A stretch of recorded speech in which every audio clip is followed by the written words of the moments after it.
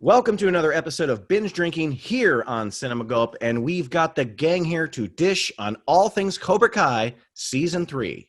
Go ahead! I had to do it. Hey guys, how's everybody doing? Good to see everyone. Some Cobra Kai.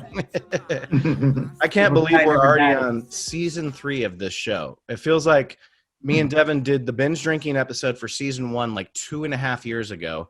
And then Season 2 and Season 3 just like right one after another. Hey, everyone here is here for a reason. We love to binge watch fun shows.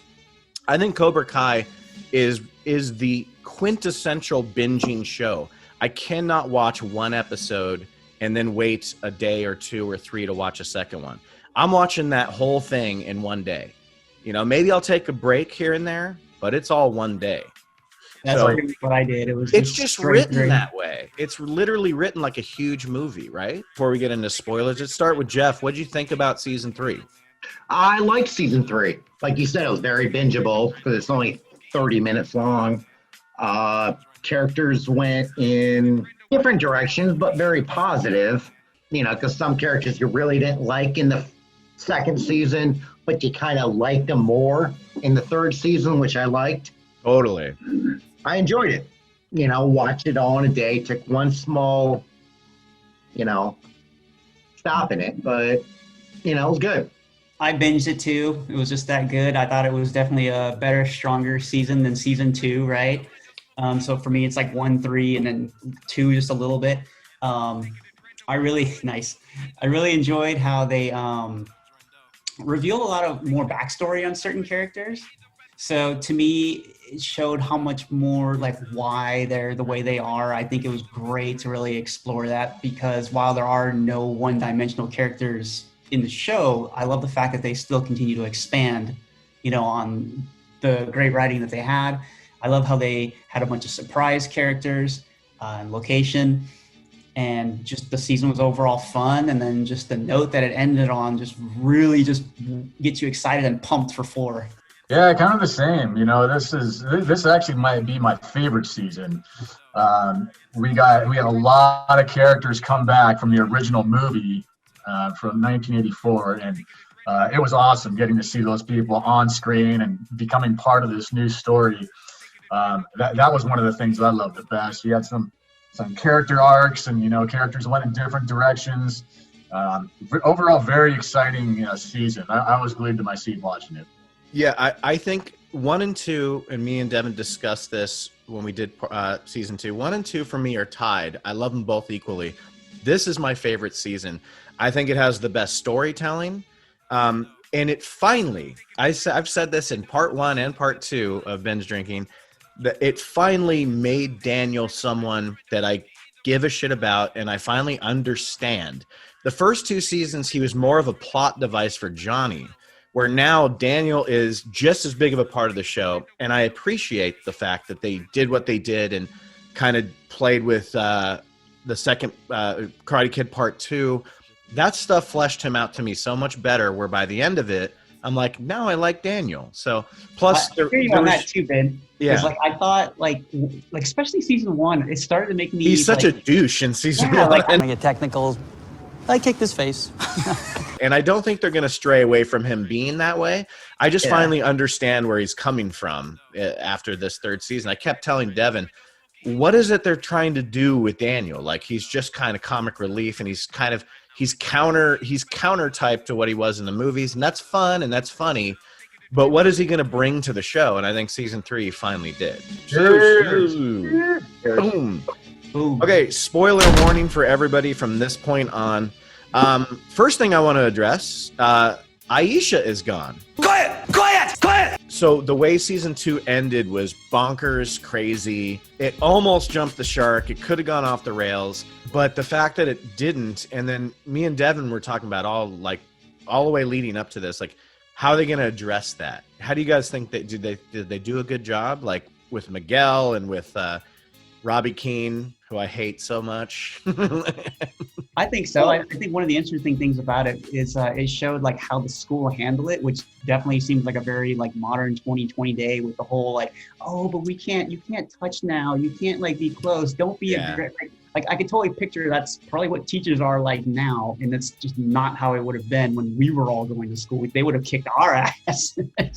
And, Mark, that's something I enjoyed about this season is that I get the feeling that, with all the things they insert regarding that issue, with the violence and the, safe space, trigger warning, snowflake bullshit. I like to think that the writers are totally poking fun at that whole thing that we're I think so, yeah. They're totally today. poking fun at the culture because like even Kreese is on like, I'm going to melt this whole snowflake generation. Yeah, exactly. Well, and I love that they even bring up, I can't remember who it was who says it, who goes like, what are we going to footloose this whole town from karate? Yeah. Daniel said it in dancing his band or whatever. Yeah. Or how about the guy that's like, when they were talking about changing the manholes to like person holes or something, or maintenance holes? So, Jeff, what did you think about how we first see Johnny come back? I think he showed a lot of emotion. I think he was, good acting. He was genuinely concerned about Miguel. Yeah. And very kind of pissed off. He was going in a lot of directions. I love it that they didn't waste a lot of time with Johnny being super fucked up, and they give him that one episode where he gets drunk and gets in that fight, but then after that he's just right there at Miguel's bedside. Like I didn't know, me and Devin were talking about like, is Johnny going to be just like walking the earth? Basically, I'm just gonna walk the earth. What you mean walk the earth? Like Kane in Kung Fu. But no, they just give you that one quick glimpse, and then the show kicks right back in. And that made sense too. I mean, I think it picked up right where I suspected it would go. Like at the end, he's drinking on the beach, he throws his phone, he's all fucked up, and then I had a feeling that when they introduced him for this season, that he'd just be a kind of drunken bad Santa loser, like scumbag. I'm glad that Miguel came out of the coma the way he did, though, and how he got to walk again. I think you and I, Ben, were talking after season 2 that what is Daniel going to go to Okinawa and come back and do the hand? Like I say, it's kind of like a movie. That's why it's easier to binge. It kind of has a beginning, a middle, and like an end act. And the middle act for me, the Okinawa stuff, I fucking loved it. I wasn't sure if I was going to love it. I fucking ate up that shit so much. Kumiko to me still looks like a super hot freaking Japanese MILF. Like, and Chosen was fucking great, right? Like, so good. Yeah. Okinawa was awesome. I loved seeing those old characters brought back. Even Yuna, the girl that Daniel saved during the that was such a great surprise. How hot is that chick? And Chosen was cool because they tricked us with that. They made it seem like he and Daniel were picking right back up where they left off. They both hate each other. Of course, that didn't turn out to be the case. When they're sitting across from each other at that table, and Chosen won't let him go get his drink. He's like, no! I will get. That's one of those great examples of this is how you do subversion well, right? Like, we all thought he was going to maybe still be that jackass from, the bad guy from Karate Kid Part 2. But then I love when shows actually give a chance to say, like, look, people can change. He changed for the better. He put on a little act, but it all ended well in the end. And it made sense why he changed. He explained it. Like, and there's hints of that at the end of Karate Kid 2. Like, Sato is going to help give him another chance and stuff like that. That was a nice redemption. And they give it to you briefly, and then you learn more stuff about Miyagi, which is cool, Yeah. Well, you learned that Miyagi had these martial arts moves that he'd never taught Daniel. Because he thought Daniel was too much of a pussy to handle him. And he was right. You got to be more offensive, Let's get away from the Miyagi way. The Miyagi way was rated G. We got to go to PG-13 at least. The Miyagi way was like family. Let's get a little bit, gravitate towards. I just saw a meth head wash his ass in the drinking fountain. Let's go there. Yeah, that was a great line. This. You know But I, what I think, mean? but I think they did set that up, right? Because a scene that happens towards the end, Daniel went on the offensive, and we got to see that change in his style. Yeah, no, exactly. And it seems No. like every time Daniel has anything to do with the Okinawa storyline, because if you remember Karate Kid 2, that was actually a dangerous fight. It was, say what you want about the movie, it was such a better fight than any of the other movies. Yeah, because it wasn't they're a bleeding tournament. and they're beating the fuck out of each other.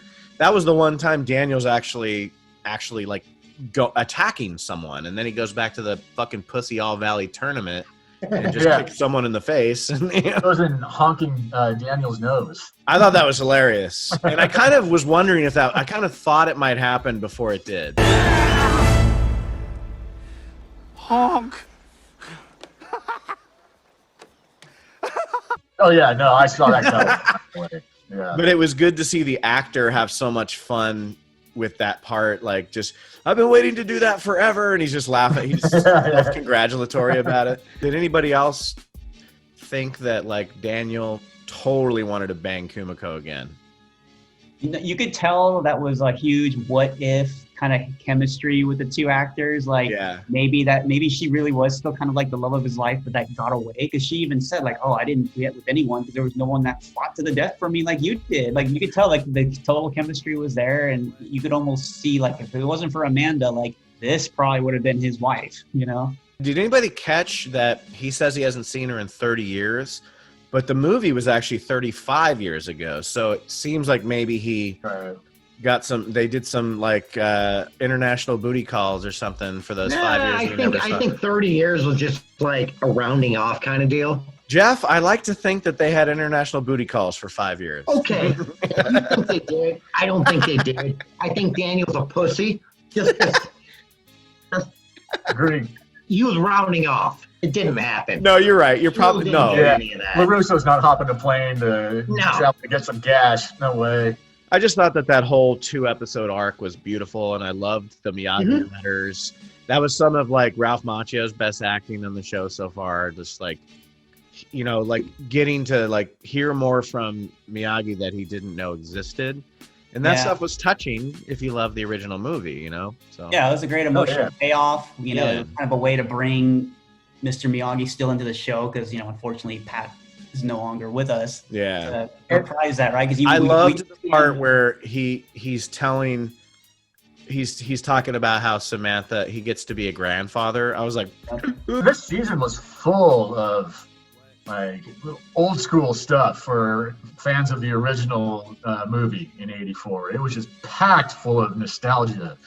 That's, you know, how big I am on nostalgia. So I really liked this season. I thought it was probably the best, probably my favorite. Yeah, I think this writing team just shows like this is how you can bring a property back when you still respect like what started it all to begin with. And it's like you're continuing these characters and giving the fans what the fans want to see versus what the writing team wants the fans to see. Because sometimes, because a lot of times you get that nowadays in modern writing, and it just falls apart because it always ends up with people's personal biases, agendas, politics finds its way in there, and it just ruins everything.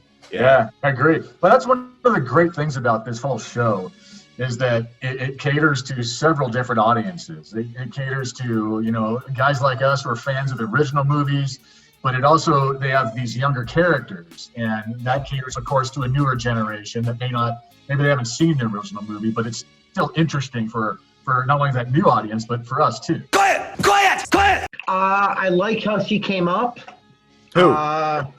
Allie. What's her name?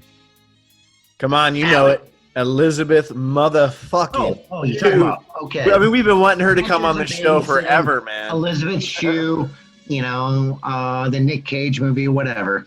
No, I like that. I liked how they kind of teased us with the love triangle possibly happening, which didn't happen. I know, it's so great. You know, which was gonna be. It would have been annoying if it did happen. Totally. Yeah. You know, you almost forgot that. Okay, he just slept with Miguel's mother. He's an X-ray tech, but for a second there, I thought, was she like gonna be at the little event he went to with Elizabeth Shue? for some reason. I almost felt like she would pop up and it'd be a stupid love triangle, and it didn't happen, which was awesome. Thank God, because I was thinking that whole time. I'm like, is he ruining this thing with Carmen? But Carmen was just out of the picture. She was not in another second of that episode. No, exactly, and that was perfect. Goes with my point of Daniel finally having a good character this year. Him letting go of that and letting Johnny have that. When he says, okay, I'm going to go, because first of all, he's married and his wife now knows her, but he drops himself out of that thing. And I think that was the redemption. And that was how the two finally came together at the end. Exactly. However, one thing that I noticed was, when she described her and Daniel's breakup, Daniel described to Mr. Miyagi that it was, she just left me for some guy from UCLA, but it made Daniel seem like a stalker the way she described it. Yeah, well, that's another revisionist history thing. And Daniel just freaked out saying, there's something going on or whatever. Well, it just kind of reiterated that there's two sides to every story, and the Karate Kid was all from Daniel's point of view. And there's a whole nother point of view from everyone else in Cobra Kai. Yeah, they added that in there, that scene where a dude yells when they're at that meeting. He's like, I thought you were the bully. I heard you were the real bully. To get Allie's perspective was so great. And her spending all that time with Johnny first made so much sense because he knew he did something wrong, so he apologizes. But then she goes like, oh, it wasn't that bad. And you're like, okay, so the movie, like you said, Jeff, it's all from Daniel's perspective. Quiet! I do like the fact that they made Robbie gravitate towards Kreese. He's probably like one of the more unlikable characters. But Oh, yeah. At the same time, I Exactly. He's a feel good like guy. story-wise, he's like the one who gets done dirty the most lately. Like, Yeah. poor kid's got it like really rough. No, he does. He does. But I want him to, he's got to be like the killer character. He's got to be Kreese's boy in season 4. No redeemability for his character. Yeah, the kid's an asshole. None. He's got to be complete no mercy. I don't know if you guys noticed the soccer scene, which was a mirror of the first movie. And in Sam's, this school sucks. Remember when Dan was like, this school sucks, man. It sucks. Sucks, man. I love that. I love seeing all the things like that they insert into this. And then there's also Dimitri pulls some shit, just like Daniel does in the original movie, where he uses the teacher. Low kick, yeah. Where he uses the teachers coming up on campus, and Johnny and all the Cobra Kai guys are there. And Daniel knows the teacher's there, so he's talking shit basically in front of these guys. Dimitri is the same thing in this season. Quiet! So again, we got the Vietnam juxtaposed with everything that's happening on the show, and they bring it up in every episode. So now, Jeff, talk about that little piece of misdirection that we were talking about in the Vietnam stuff. The guy you thought was Terry Silver was the guy with the ponytail, because he had like two guys with him. One guy had a ponytail, one guy didn't. And they went on this secret mission with their commanding officer, and the guy with the ponytail got blown up. So that wasn't Terry Silver, apparently. However, they all got captured, and they all had to go to this, they all had a battle in this, like, kind of thing. And when they battled, That snake pit was ridiculous. it was like cobras, a bunch of snakes. Yeah, which was hilarious. But is that kind of like the foundation of Cobra Kai right there? The fact that there was cobras. Guessing. Snake That's pit. what they alluded to. Yeah, so that makes sense. So if you really think about it, like John Kreese has the rights to the Cobra Kai name. He's the one that created it in the first place. So why did Johnny think he can just steal that fucking name? Because as we all know, he's not real creative. Good point. Exactly. I say this every time me and Devin do a binge drinking on Cobra Kai. I hate Robbie Keane. And let me, and I brought up his name and I just let everybody kind of free for all on him. But let me tell you why I hate this character. And Devin, even more so, because every season we hate him for a different reason. This season I hate him because okay, so he plays this victim, and like apparently he stole a car, and then he's mad at the owner of the car, Daniel, for calling the cops. He's like, how dare you? Like, he's such a bitch. Like, I mean, they always try to make him like, I'm tough and like my life is crap. I'm gonna It's like, debate dude, this character. I'm sorry, but you made your fucking bed in every one of these instances that you fuck up on. And then you knock this guy off the fucking railing and you don't care. Like, I don't know. Robbie Yeah, Keane. nothing. No, he's an entitled little piece of shit. I don't know where that fool gets off. And I love it when they show I didn't even recognize his mom. When they show his mom at the like the Yeah, right. like the yoga rehab center, I'm like, who the hell is that chick? It took me a few seconds to get that too. I was like, oh. I love that episode though, where like Johnny and Daniel go on like their little they go on their little adventure to try to track him down, and they play "Kickstart My Heart." Their Tango and Cash. Yeah, the Tango and Cash thing was hilarious. Quiet! I love Johnny, heart and soul of the show. Him and Miguel should like always be kind of front and center. There was a little bit less of them this season because I think we also got to focus more on Daniel. But maybe this time the trade-off was worth it because, we got to see more growth on his part, and it also made Daniel more likable. Because the previous seasons, also a good job of making me not like him, because it's like, previous protagonist sometimes feels like an antagonist, things like that. Oh, and one thing I'm glad the writing team did this season that they weren't constantly doing the previous seasons, whereas there was always like this, they always kind of reverted to this go-to of manufacturing drama with characters just not communicating. There's too many scenes that happened just because people wouldn't talk to each other enough. That's why all the conflict happened. It was always misunderstandings and stuff. Yeah, but they relied on it, I think, a little too much. Like, it started to become like a little too obvious, too exhausting. Like, once you start like picking up on it, and I'm glad there was a lot less of that here. It was just letting the characters be characters and just driving the story forward. I love how so many characters had great character arcs, from Daniel to Johnny. I love that they didn't do any love triangle crap with Allie. She actually brought the two guys together, because I love how she said like, hey, you two see each other in you, and that's what drives you nuts sometimes too. You're more alike than you think. That's good writing right there. That's good writing. That's like, let's take her, who everyone thinks is going to make them in another, and me and Devin said this last year, Allie's going to show up after Daniel and Johnny become friends, and she's going to break them up. The opposite happened. Yep. The opposite happened. She got them together. Yeah, especially because it let us have that amazing ending shot where it's like the two rivals will now become two senseis to these kids, right? And I'm sure there's still going to be bumps along the way, because these two are always still going to have their moments. Yeah.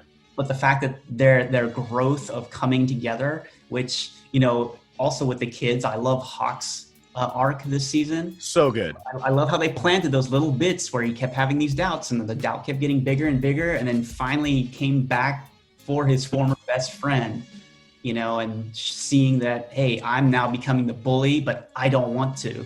Yeah. I don't want to be realizing that guy. the people he's associating with are the people that were fucking him up. Yep. So he's like, what am I doing? Mark touched on what I like too about Hawk and his arc there with everything. That was a great scene. But I loved, as I've mentioned many times before, every time I'm on one of these fucking things, I'm all about nostalgia. So I loved seeing all the parallels from the movie, the original movie, with the love scene, Kumiko and Yuna. Ooh, and Chosen coming back, and the way they used those characters and it played out. I really enjoyed watching all of that. I always dig that. I love seeing Dimitri using a teacher to fuck with the bullies, and because he knew he was safe with the teacher, just like Daniel did in the original movie.